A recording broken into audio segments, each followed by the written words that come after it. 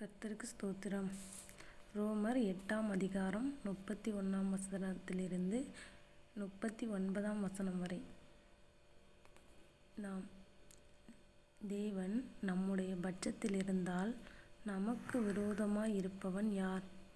தம்முடைய சொந்த குமாரனென்றும் பாராமல் நம் எல்லாருக்காகவும் அவரை ஒப்பு கொடுத்தவர் அவரோடே கூட மற்ற எல்லாவற்றையும் நமக்கு அருளாதிருப்பது எப்படி? தேவன் தெரிந்து கொண்டவர்கள் மேல் குற்றம் சாட்டுகிறவன் யார்? தேவனே அவர்களை நீதிமான்களாக்குவே. ஆக்கினைக்குள்ளாக தீர்க்கிறவன் யார்? கிறிஸ்துவே மரித்தவர், அவரே எழுந்திருக்கிறவர், அவரே தேவனுடைய வலது பாரிசத்திலும் இருக்கிறவர், நமக்காக வேண்டுதல் செய்கிறவரும் அவரே.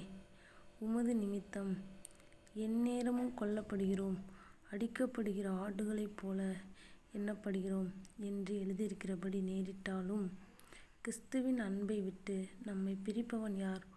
உபத்திரவமோ, வியாகுலமோ, துன்பமோ, பசியோ, நிர்வாணமோ, நாசமாகுமோ, பட்டயமோ, இவையெல்லாம்